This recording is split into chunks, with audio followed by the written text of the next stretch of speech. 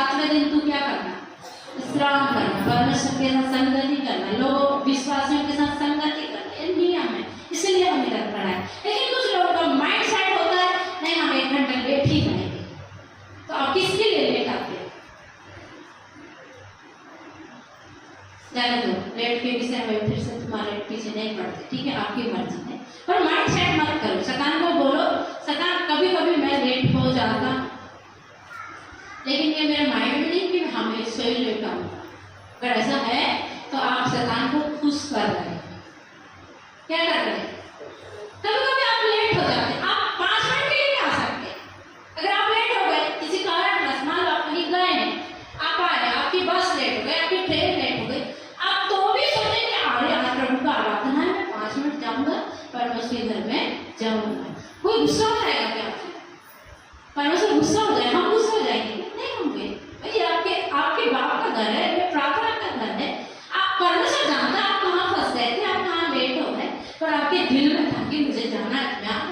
लेकिन आप हमेशा एक माइंड को सेट करके रखे हो, शैतान की बात को मान के रखे हो, मैं 1 घंटे लेट जाऊंगा, वो भी खुश रहता, अच्छी बात है। ज्यादा तो चर्च में है, पर मानता किसकी है? मेरी। हालेलुया। क्या करना है? जाता प्रार्थना बनना है, लेकिन आज्ञा किसकी मानता है? मेरी। इसलिए अगर आप चाहते हैं कि उसके जुबान से छूटना है, आप मूसा से सीखो। उसने बोला मैं 100% दूंगा परमेश्वर, मैं अपने बच्चों के साथ नहीं जाऊंगा, मैं सिर्फ यही आराधना नहीं करूंगा, मैं सिर्फ गाय बैल को छोड़ के नहीं जाऊंगा, मैं सब जानवर लेके जाऊंगा, मैं 100% आराधना करूंगा। कैसे आराधना करूंगा? 100% आराधना। अभी गाय बैल लेके नहीं आना, गाय बैल वाले, ठीक है, नहीं तो पिछले साढ़े 4 मिनट ढेर सारे लाके आप रखो, ये भी आराधना करेंगे हैं। तो मूसा ऐसा बोला, अंत में जब 10वीं विपत्ति आई, 10वीं विपत्ति क्या है बताओ? हाँ ऐसे बताओ, 10वीं विपत्ति क्या हो गई? मिस्र में जितने पहले लड़के थे, बच्चे थे, लड़की वाली थी, पहले बच्चा, मिस्र में पहलौठा मतलब पहला बच्चा, वो लड़की है लड़का है, तो मिस्र में 10वीं विपत्ति ये आई कि सारे पहलौठे मर गए, चाहे वो गाय बैल के हो, भेड़ बकरी के हो, मुर्गी के हो, उनका जो भी पशुपालन था, उनके घर में जो भी जितने भी थे, उनके सबके पहले बच्चे क्या हो गए? अभी मिस्र में जब ये महामारी फैली थी, तो परमेश्वर ने उनको उपाय बताया था, तुम्हारे घर नहीं आएगी। मिस्र में इस्राएल भी रह रहे थे, साथ में रह रहे थे, कैसे रह रहे थे पता है ना? मिस्र में कौन रहा था? तो परमेश्वर ने बोला सारे मिस्र में आज नाश करने वाला दूत घूमेगा और हर एक पहलौठे की क्या हो जाएगी? लेकिन परमेश्वर ने उनको पहले ही उपाय बताया। परमेश्वर ने उनसे कहा तुम ऐसे करना, तुम अपने घर में एक मेमने को मारना और मेमने को मारकर उसका लहू अपने अपने चौखट पर लगा देना। कहाँ लगाए? अपने दरवाजों पर, अपने खिड़की पर उस मेमने का लहू लगाना, और वो लहू देख करके वो नाश करने वाला तुम्हारे घर में, और बाहर मत निकलना, ये भी आज्ञा थी। कौन सी आज्ञा थी? अभी आपने लहू तो लगाए, पर आप उस दायरे में नहीं रहेंगे तो शैतान आपको पकड़ सकता है, ठीक है, ये बात समझना है। आप लहू से छुड़ाए गए, आप प्रभु के साथ बपतिस्मा लिए, उसके संतान बन गए, आप सब कुछ उसकी चर्च में आ रहे हैं, लेकिन आप यदि उस लहू के दायरे में नहीं है, आपको कहीं भी पकड़ सकता है। उसके दायरे में रहेंगे तो आप सुरक्षित हैं।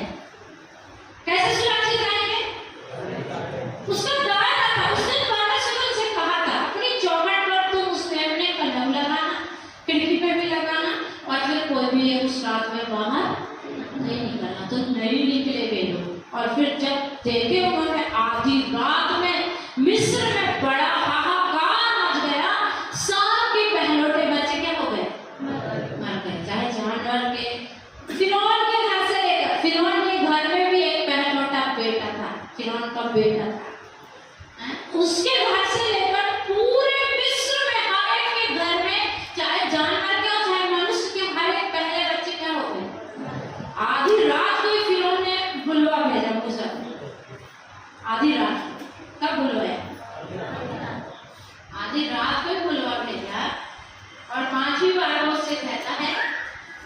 झटपट, कैसे झटपट तू अपना सब कुछ ले जा और मेरे देश से निकल कर चला जा।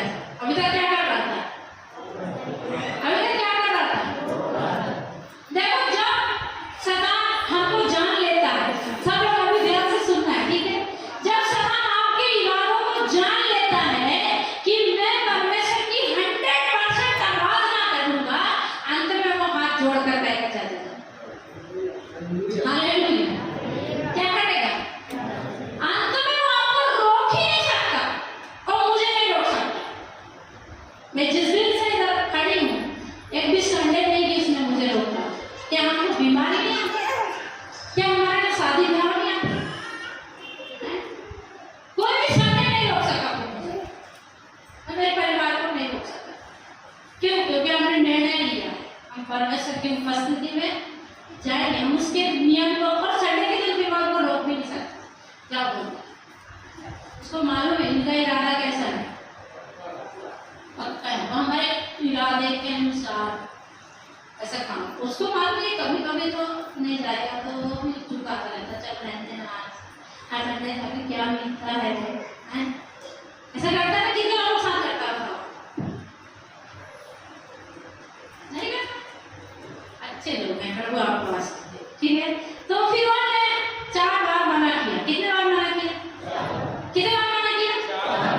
4 बार शैतान तो आपको मना किया है, करेगा। उसके बाद 1000 बार भी करेगा। हालेलुया। Praise the Lord. पहली बार में क्या बोला? अपन वचन में जाएंगे, चिंता मत करो। ये भी मैं वचन ही बता रही। आपको चाहिए मैं बताऊं कहाँ लिखा है, मैं बता सकती हूँ, लेकिन मैं अभी उसमें टाइम नहीं लेना चाहती, ठीक है? आपको चाहिए तो अलग से आकर मेरे से मेरे डायरी फोटो खींच लो, ले। तो पहली बार में क्या बोला? अपने बाजू वाले को बोलो शैतान भी बोलता है नहीं जाने देता। क्या बोलता हो? क्या बोलता है? दूसरी बार में क्या बोला? दूसरी बार में क्या बोला? प्रार्थना करने के लिए उतनी दूर जाने की क्या जरूरत है? इधर पर कुछ लोग हैं जिनको उधर के गांव वाले लोग भी बोलते हैं, उतनी दूर क्यों जाते हो? इधर ही करो प्रार्थना, इधर ही चर्च है, इधर ही प्रार्थना होती, इधर ही करो। है क्या कुछ लोग ऐसे? हाथ उठा कर दिखाओ जिनको आपके आजू बाजू वाले बोले होंगे इधर ही प्रार्थना करो, इधर है करके। नहीं है? एक जन आता है। तो शैतान हमको फिर दूसरी बार क्या करता है? यही प्रार्थना, ठीक है? तीसरी बार में क्या करा? तीसरी बार में क्या कहा? तो कई लोग ऐसे बोलते हैं, अरे वो तो आते हैं, अरे वो तो जाती है, भाई आप क्यों नहीं आए? आप क्यों नहीं आती? हाँ, सबके साथ जाके अगर देंगे, वो तो जाती है, वो तो आती है, प्रार्थना करती है, बोलते हैं ना?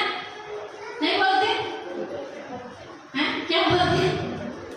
वो तो जाती है।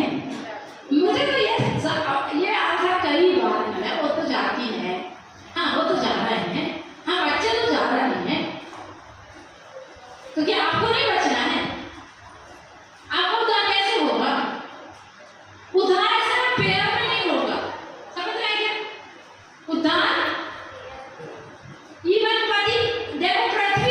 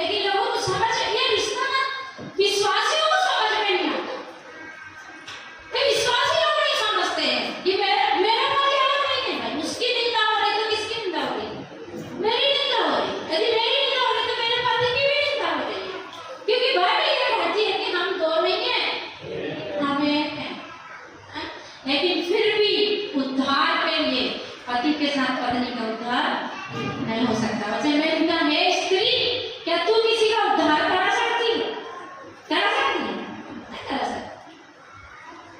फिर भी वचन ऐसा कहता है, यदि पत्नी विश्वास करती, सही चाल चलन चलती है, उसका चाल चलन देखकर पति भी बच सकता है। क्या कर सकता है? इसलिए उद्धार पाने के लिए पर्सनल विश्वास करना। कैसे विश्वास करना? यदि मैंने विश्वास किया तो किसका उद्धार होगा? मेरे पति ने विश्वास किया तो किसका उद्धार होगा? पति का, बच्चों का। कल शाम को मैं अपने बच्चों को लेकर बैठी और उनको मैंने बताया, अभी तुमको उद्धार को जानना, अभी तुम बड़े हो गए। अभी मैंने उससे पूछी श्यामल से, क्या तू विश्वास करता है कि तू पापी है? वो बोलता है हाँ मम्मी। मैंने बोली कैसे विश्वास करता है? तो बोलता है कि मैं झूठ बोलता हूँ। मैंने बोली बस? तो बोलता और भी कुछ है। मैंने क्या? तो नहीं पता मुझे। तो नहीं, उसको ध्यान देना पड़ेगा। अभी बाइबल ऐसा कहती है, जो मनुष्य रूप में पैदा हुआ है उसके अंदर क्या है? पैदा होते से पाप है, क्योंकि हमारे ब्लड में पाप है। क्या में पाप है? क्योंकि हमारे माता आदि माता पिता हव्वा और आदम ने क्या किया? पाप किया। इसलिए हम पाप ही गिने गए। इसलिए अब बारी है हम अपने बच्चों को उद्धार बताना है।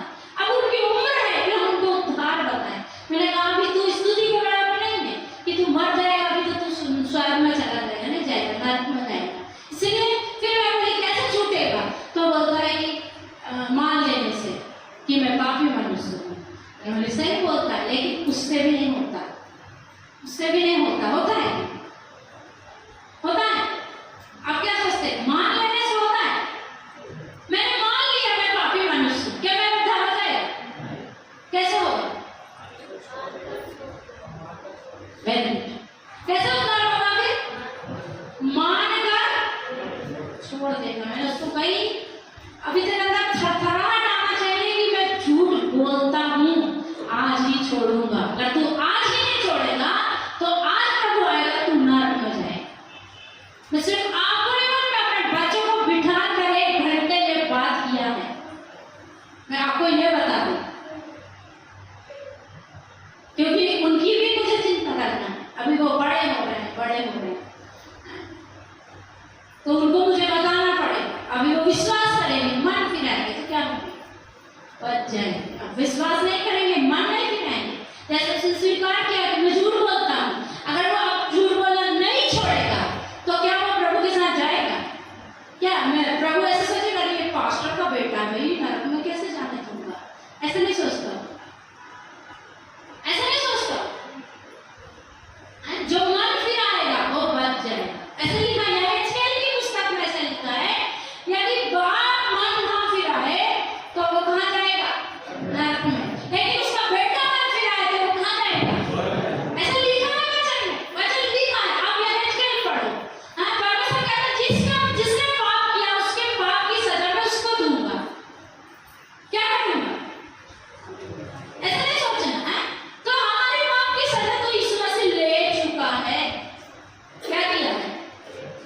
आप बारी ना मानी, हमको निर्णय लेना, हमको क्या करना है। तो इसीलिए जैसे मूसा ने कहा मैं आराधना करूंगा अपने बच्चों के साथ, अपने पत्नी के साथ, अपने गाय बैल के साथ, और सही जगह पर जाकर करूंगा।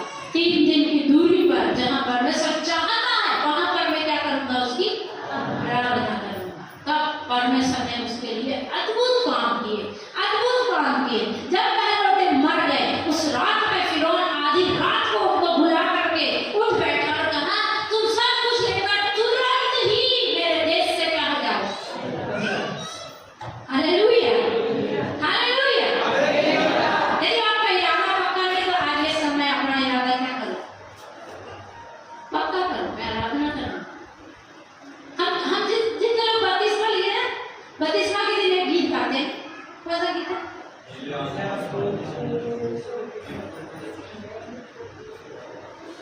हम गीत गाते हैं, यीशु के पीछे मैं चलने लगा, यीशु के पीछे मैं चलने लगा, ना लौटूंगा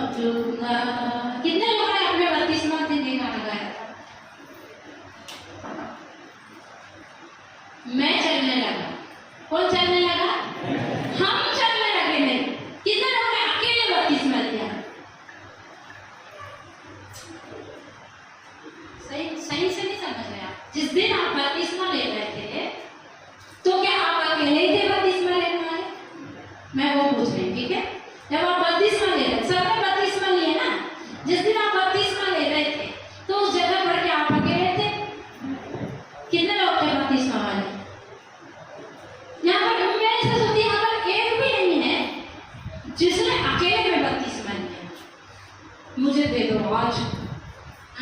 खोजे ने अकेले लिया क्योंकि उसको उत्सुकता थी, मुझे अभी लेना भाई, अभी बढ़ जाऊं, अभी प्रभु आ जाए, मैं सुन जाऊं, मुझे अभी बपतिस्मा लिया। ऐसा उत्सुक विश्वासी था तो अकेले बपतिस्मा लिया। लेकिन लगभग इतना लोग हैं अकेले में किसी ने नहीं लिया। ठीक है, एक प्रोग्राम रखते हैं, 8-10 लोग तैयार होते हैं, उसके बाद बपतिस्मा, क्योंकि सामने वाले को इतना उत्सुकता ही नहीं आती कि मुझे अभी लेना है।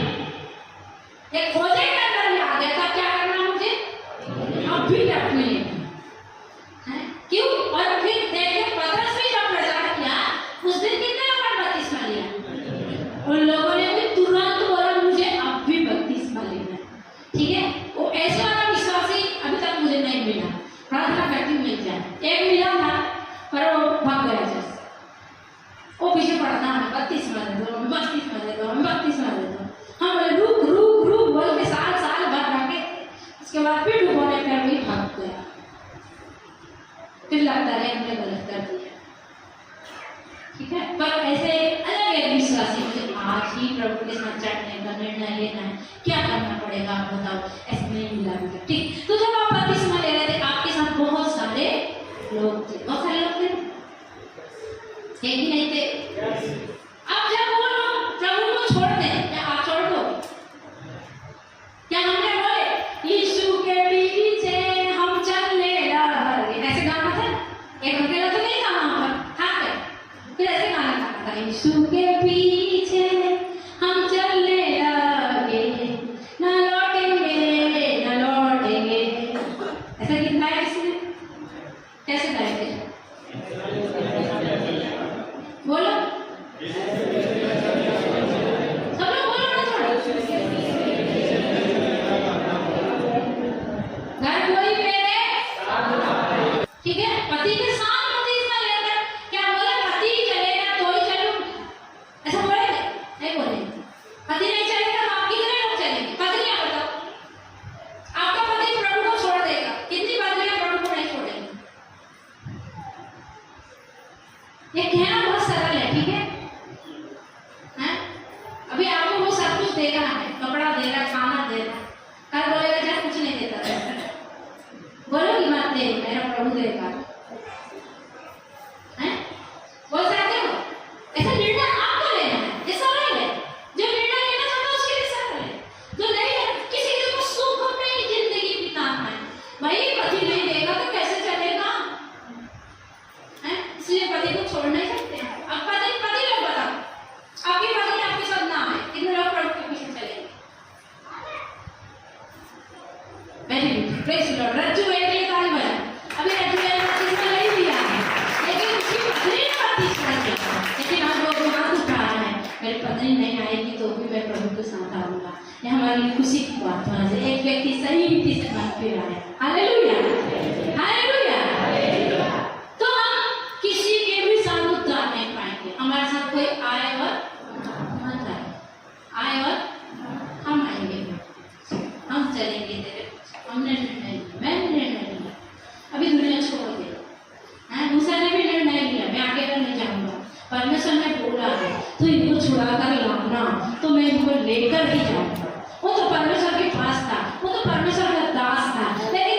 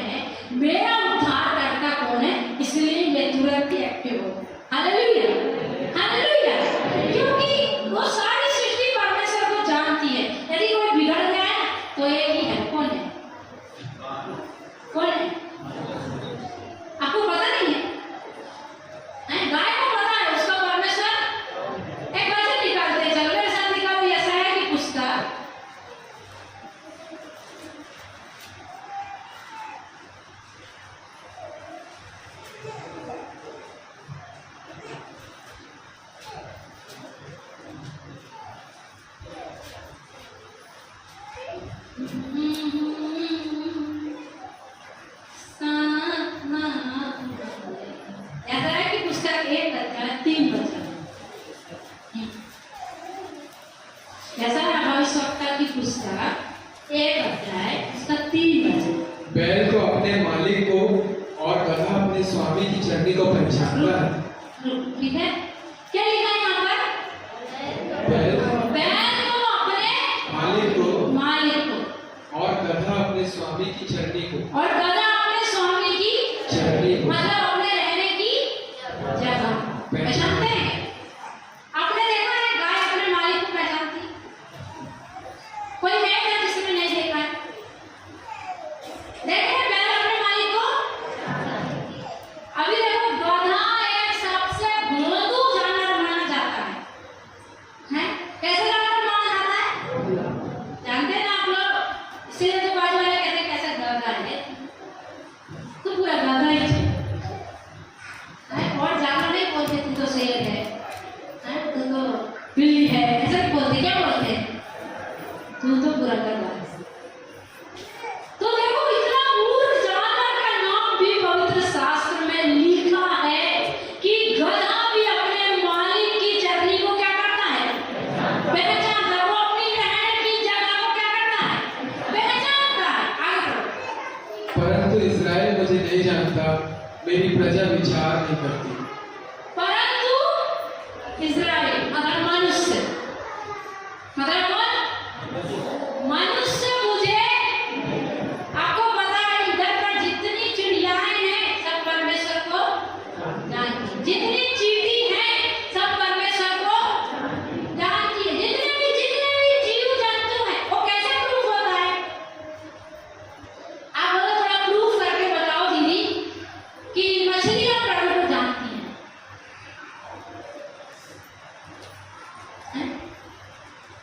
हम पढ़ते थे ना, तो सिद्ध करो कि वायु दहन के लिए आवश्यक है। कितने लोग पढ़े? सिद्ध करना पड़ता है। अब आप सिद्ध करो कि मछलियां प्रभु को पहचानती। ऐसे सिद्ध करोगे?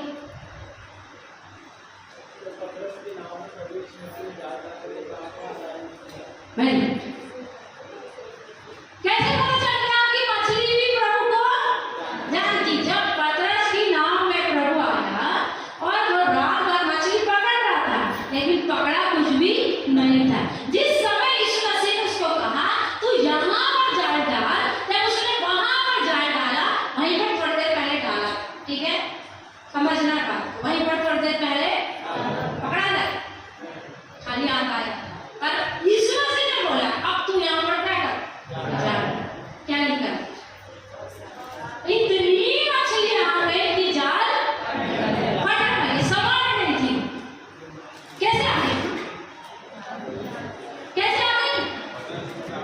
वो मछलियों ने जान लिया हमारे सृष्टिकर्ता ने ये आज्ञा दिया है इसकी जाल में आना है। मरने को आ गई। अभी जाल में मछली आएगी तो क्या जीवन मिलेगा? क्या मिलेगा? फिर भी मरने को आ गई। हालेलुया। ये सिद्ध होता है कि मछली भी हमारे प्रभु को जानती है, पेड़ पौधे भी जानते हैं। एक बार प्रभु ने अंजीर के पेड़ को कहा अब से तुझमें कभी फल नहीं। तुरंत ही वो बढ़ के पेड़ क्या हो गया? उसने क्या किया? उसने जान लिया ये आवाज किसकी है? ये आवाज मेरे बनाने वाले परमेश्वर की है। Hallelujah, hallelujah, hallelujah. मछली अभी योना को पेट में रखी, क्यों नहीं खाते? उसने जानी थी मेरे सृष्टिकर्ता ने कहा इसको खाना नहीं है, इसको 3 दिन पेट के अंदर रखना है। Hallelujah, hallelujah. मेरे पास ये पूरा विषय है, मेरी डायरी में है। मैं सोची थी मैं इसको प्रचार करूंगी। हवा उसकी बात मानती, पानी उसका बात मानता, आकाश उसकी बात मानता, पेड़ उसकी बात मानते, जानवर उसकी बात मानते। नहीं मानता तो कौन? दोपहर वाला। हालेलुया। कौन नहीं मानता उसकी बात? इसलिए प्रभु कहता है कि बैल को अपने मालिक को पहचानता है और गधा अपने रहने की जगह को जानता है, लेकिन मन से मुझे नहीं जानता। Hallelujah, hallelujah.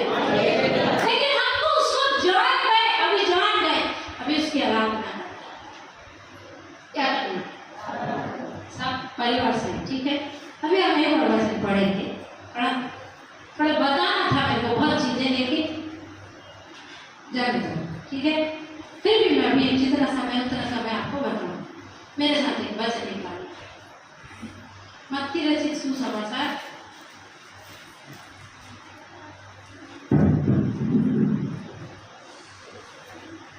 उसका 18 अध्याय उसका 6 और 7।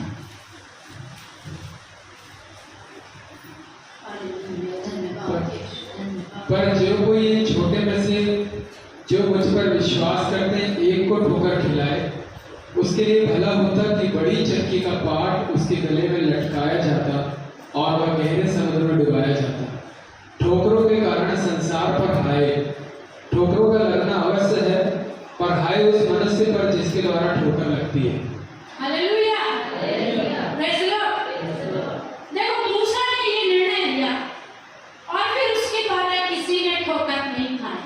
लोगों ने उसको बोला कि अपन थोड़े थोड़े चलते हैं, हम पर क्यों विपत्ति लाया, पर उसने कॉम्प्रोमाइज नहीं किया। उसने एक निर्णय लिया था और अपने निर्णय पर क्या स्थिर रहा। क्या आप अपने निर्णय पर स्थिर हैं? यदि आप अपने निर्णय पर स्थिर हैं तो आपको बहुत ज्यादा सुसमाचार सुनाने की जरूरत नहीं है। लोग आपको देख के प्रभु के पास आ जाएंगे। विश्वास करते हैं?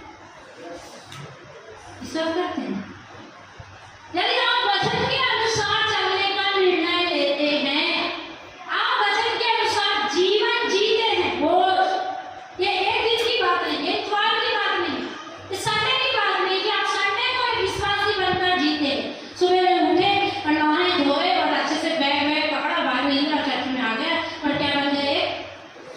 विश्वास। इधर से निकले और क्या बन गए? क्या बन गया?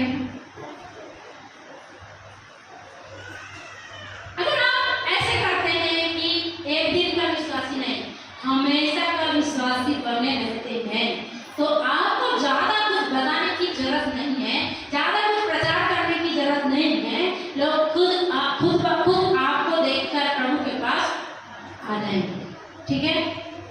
विश्वास करते हैं? यहाँ पे ऐसे लिखा है, देखो वचन यहाँ पर लिखा है ठोकर। आज आप विश्वासी लोग किससे ठोकर खाते हैं? आज को भी बता रही हूँ, मैं बहुत दिन से समझा रही हूँ। अविश्वासी को भी अच्छा है, ठीक है। ये ठोकर किसके द्वारा लगती संसार को?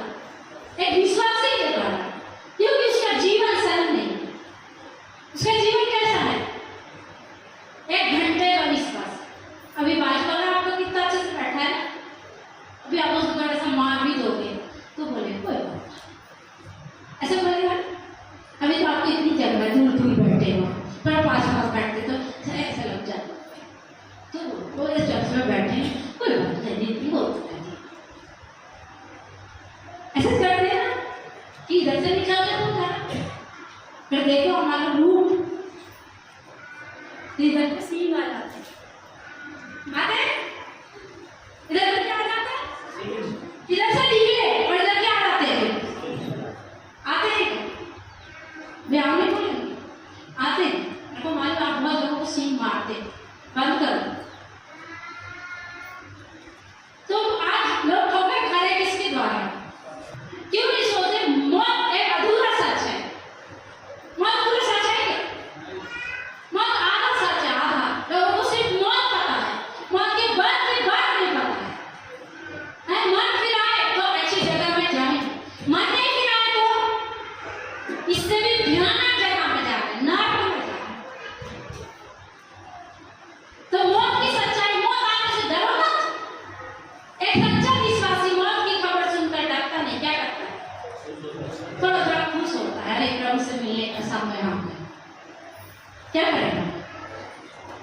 कितने लोग सच्चे विश्वासी है, अभी देख लेना, ठीक है। आपका टेस्ट आप खुद करना, ये टेस्ट पेपर आपको जिंदगी में कभी कभी मिलेगा। अभी उनको लगता है कैंसर हो गया, तो क्या आ गया? क्या आ गया? बेटा तो बैठ के क्या कर रहे हैं? रो रहे हैं, मर जाएंगे मर जाएंगे मर जाएंगे। अरे मर गए तो क्या है? अरे एक दिन तो मरना चाहिए, क्या नहीं मरना है? मुझे तो मरना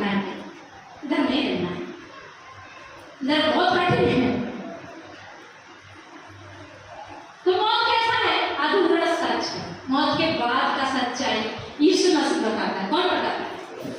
मौत के बाद का सच कौन बताता है? बाइबल में लिखा, क्या आपने पढ़ा है? प्रभु कहता है पापी यदि पाप में मर जाए तो कहाँ जाएगा? नरक में जाएगा। इसीलिए आज से 2023 साल पहले यीशु मसीह को एक असहनीय दर्द सहना पड़ा। इसलिए उसने हमारे पाप की सजा खुद ले लिया। इसलिए वो हमारे लिए पाप बन गया। क्या बना? पापी नहीं बना, पूरा पूरा पाप बन गया। हमारा पाप अपने ऊपर ले लिया और उस पर टंग गया। तो मौत की सच्चाई लोगों को पता होना चाहिए। मौत अधूरा सच है। तो हमारे कारण ठोकर नहीं लगना चाहिए लोगों को। किसके कारण? हमारे कारण। किसके कारण? देखो ऐसे लिखा है, पर जो कोई इन छोटों में से मुझ पर विश्वास करते हैं वो ठोकर गिराए उसके लिए भला होता कि बड़ी चक्की का पाट उसके गले में लगाया जाता और वह गहरे समुद्र में डुबोया जाता। ठोकर के कारण संसार पर हाय, ठोकरों का लगना अवश्य पर हाय उस मनुष्य पर जिसके द्वारा ठोकर लगती है। अभी इसको थोड़ा सरल कर देती हूँ, उसके बाद खत्म करूंगी। ठीक है? मेरे को 3 लोग चाहिए, इधर जाओ, जल्दी जल्दी जाओ। ये 3 उधर विश्वासी कौन है? ये 3 उधर कौन है? विश्वासी है। ठीक है? इसमें से ये लड़का जो है ये गुटखा खाता है कौन? है कौन? और ये जो लड़का है चोरी करता है। ठीक है? अभी करते हो कि मुझे नहीं पता, जैसे मान ले लो के लिए रख रहे आप लोग, गुस्सा मत हो जाना मेरे से। ठीक है? हो जाएगी कोई बात नहीं। तो ये लड़का क्या करता है? ये ऐसे कहीं खड़े कर सकते हैं, लेकिन जाने दो, अभी छोटी बात रखती हूँ, अभी टाइम भी हो गया। और ये व्यक्ति एक विश्वासी है। ठीक है? एक ऐसा व्यक्ति है। अब ये चर्च में आके सीख रहा है। चर्च वाले इसको बोलते हैं कि झूठ बोलना क्या है, गुटखा खाना क्या है, और चोरी करना क्या है, ये सीख रहा है। ठीक है? एक दिन ये इधर से जाता है भाई, ये भैया इधर चोरी कर रहा था, खुद भी चोरी कर रहा था। वो क्लियर बॉक्स ही छुड़ाने में तो बड़ा है ना, इतना चोरी करेगा। अब ये इसको क्या करना है? ये देख रहा है उसे क्या करना है? ये क्या कर रहा है? ये भाई क्या कर रहा है? ये क्या कर रहा है? इसको ये इससे अंदर सवाल आए। ये चर्च वाले तो बोलते हैं चोरी करना पाप है, चोरी करना पाप है। ये तो विश्वासी है, मेरे से पहले का विश्वासी है, ये चोरी क्यों कर रहा है? उसके लिए क्या आई है? उसको क्या लगी है? ठोकर। ठोकर समझते हो ना? झट लग जाती है तो क्या होता है? मन गिर जाता है, खून भी निकलता है। ठीक है? मर भी जाते हैं कई बार, झट लगने से मर गए। कितने लोग सुने? मैंने सुना है, झट लगने से मर जाते हैं। ये विश्वासी बेचारा इसको देख रही है, अभी थोड़ी दूर और आया, थोड़ी दूर और चलने पे देखता है ये क्या कर रहा था। अभी उसको बोल के क्या कर रहा था वो, एक बार वो करके दिखाए, सब देखना है। ठीक है? ये क्या कर रहा है? उसको पता है, देखो कैसे गुटखा खाते हैं। अभी ये इसको क्या कर रहा है?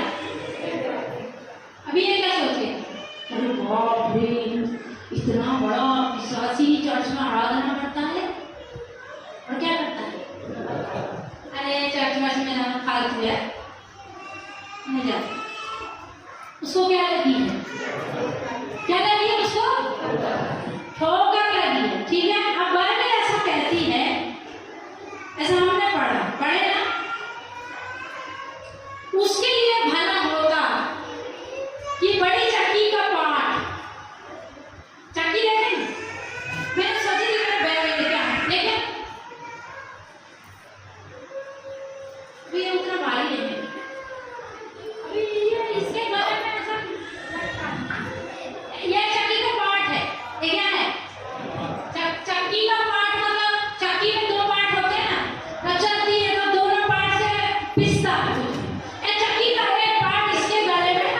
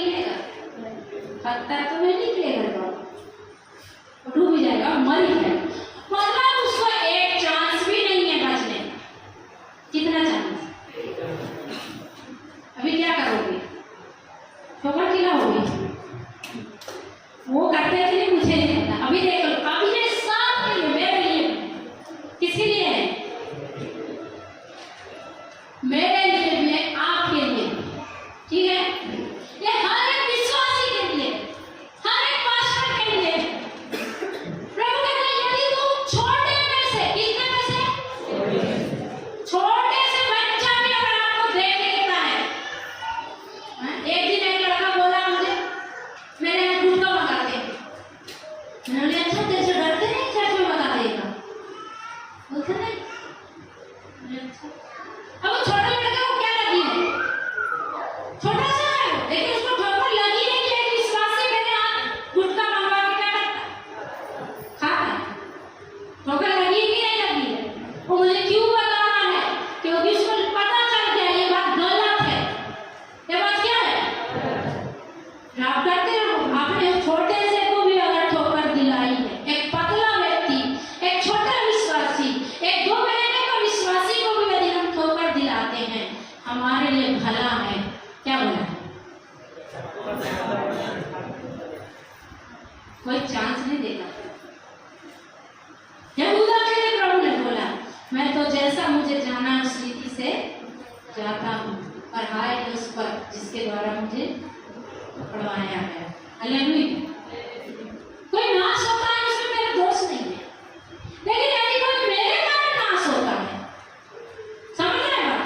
इतनी दुनिया नाश हो रही है, उसमें मेरा क्या है? मेरा कुछ नहीं होता है। नहीं, मेरे नहीं है, प्रभु को तेरे बनाए, तेरे जन्माए। तू चाहेगा तो उद्धार पाएंगे, तू नहीं चाहेगा तो उद्धार नहीं पाएंगे। मुझे एक काम दिया है, मुझे लोगों के लिए प्रार्थना करना, लोगों के लिए आंसू बहाना है, जिसको चाहेगा उसको बचा लेगा। तो मैं तो वैसे ही जा रहे हैं, लेकिन यदि कोई विश्वासी मुझे देखकर नरक में जाता है, मुझे देखकर वो ठोकर खाता है, ये तो ऐसे चल रहा है, हम भी चलेंगे, ये तो ऐसा कर रहा है, हम भी करेंगे। तुम कौन होते हैं बताने वाले? ऐसे कई लोग हैं घर पर जो दूसरों को ठोकर दिलाते हैं। हम उनको कुछ अच्छी चीज सिखाते हैं। एक बार उसने बोला, मैंने तो सही बोली थी, उसको मानना नहीं मानना उसकी मर्जी, उसका निर्णय है। तुम क्यों ठोकर का कारण बने? तुमने क्यों परमेश्वर का वचन सच्चाई से नहीं बताया मत करो? तुमको क्यों डर था? मैं उससे बताएंगे, ये मेरे पास नहीं आएंगे, मेरी नहीं सुनेंगे, और तुम उनको नरक में जाने दोगे? क्या तुमको पसंद है कि वो नरक में जाए? इसलिए जब कोई मेहनत कर रहा है, आप उसके लिए ठोकर का कारण मत बनो। आप दिखाओ हम सही के विश्वासी हैं। अगर हम ठोकर लगती हमारी बात, आए नहीं बोलता परमेश्वर का वचन, किस पर आए? मैं बोलती हूँ झूठ नहीं बोलना, झूठ नहीं बोलना। तुमने घर जाकर झूठ, हमको ना हमारे बच्चों से हमको इतना डरना पड़ता है। अगर हम इतना सब इधर से उधर करेंगे, तुरंत हमें टांग खींच देंगे, है? क्योंकि उन लोग हमारा नुकसान सुन रहे हैं, अभी उन लोग देख रहे हैं, उन लोग क्या बोलते हैं। अभी हम जाकर गड़बड़ करेंगे और हमारे ऊपर चढ़ के आएंगे। ये बात मैं आपको बता रही हूँ, अपनी बता रही हूँ। इधर से कुछ बोल के उधर कुछ कर नहीं सकते हैं। हमारे ऊपर बैठा दिया प्रभु, हैं तो छोटे पर पकड़ लेते हैं। सही बात है। इसलिए अपने बच्चों में भी ठोकर का कारण नहीं करना। छोटा सा यहाँ पर किसके लिए लिखा? छोटों में से, छोटों में से मतलब छोटा, उम्र का छोटा है या विश्वासी का छोटा, अभी अभी आया 2-4 महीने का, उसको हम ये सिखा रहे हैं, तुम जाकर कुछ भी करा रहे। वो लोग ऐसे ही बोलते हैं, बड़ी मर्जी चलो, कुछ लोग ऐसे करते हैं, वो लोग ऐसे बोल रहे थे, अरे तुमको जैसा लगता है वैसे करो। वो लोग क्या करते हैं? हो जाते हैं वो भी वैसे, क्योंकि इधर आने वाला मैसेज करता है, तुम कितना भी बताओ, हमको जो करना हम वही करेंगे। फिर हमारे साथ हो जाना, हम उसको भी वैसा ही। एक बहन ने मुझे बताई, विश्वास में आई थी, जिसने लाया उनके ला रहे हैं गुटखा खा रहे, तो उसका पति बोला कि तू गुटखा खा रहे? तो उसने बोली कुछ नहीं होता, तुम नए हो भी खा लो। तो तुम उसके सामने क्यों खा रहे हो भाई? हैं? वो बाद में अगर परिपक्व विश्वासी हो गए ना, तो उसको कितना दुख होगा। एक विश्वासी ऐसा बोला मुझे, बोल मत करो, बंद करो, अपना निर्णय मजबूत करो। मैं 1 घंटे का विश्वासी नहीं, मैं आराधना करूंगा तो मेरे पूरे दिल से, मेरी पूरी जान से, मेरी पूरी शक्ति से मैं परमेश्वर की क्या करूंगा? मैं पूरा 100% कोशिश करूंगा कि मैं उसके वचन पर। ये एक्सक्यूज देना बंद करो कि हम मनुष्य हैं, हम पूरा नहीं चल सकते, पूरा चल सकते हैं। यीशु मसीह मनुष्य था, वो पूरा चल के दिखाया। उसने अपने लाभ के लिए अपने कोई भी चमत्कार को इस्तेमाल नहीं किया। क्या वो सब कर रहा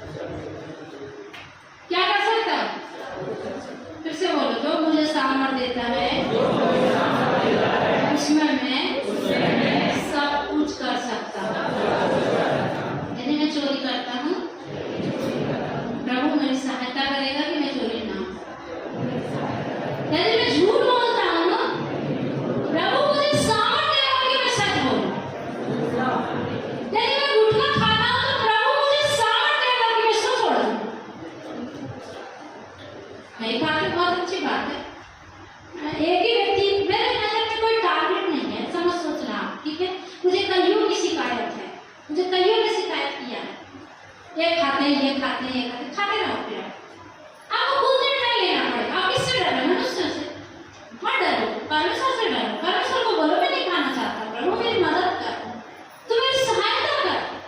तू जब मेरी सहायता करेगा तब मैं छूट जाऊंगा, तब मुझे किसी से डरने की जरूरत नहीं पड़ेगी।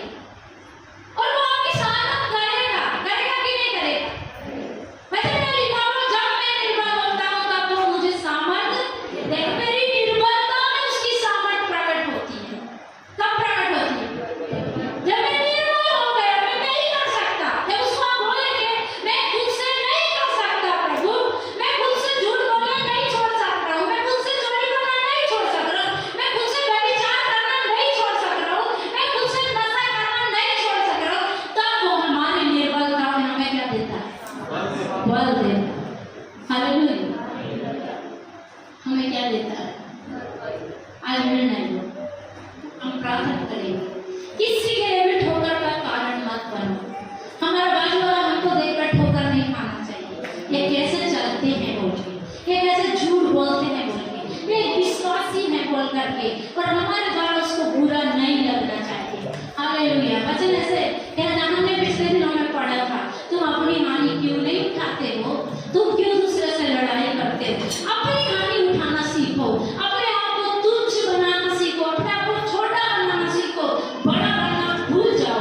छोड़ दो कि मुझे बड़ा बनना है, मुझे छोटा बनना है। यदि मैं छोटा बनूंगा, सचमुच में परमेश्वर मेरी सहायता करेगा। जिस रीति से परमेश्वर ने मूसा की सहायता किया कि वो 100% आराधना कर पाया, जब मूसा ने ये निर्णय लिया था मैं अपने परमेश्वर की आराधना 100% करूंगा, तो परमेश्वर ने उसके लिए अद्भुत काम किए, सामर्थ्य के काम किए।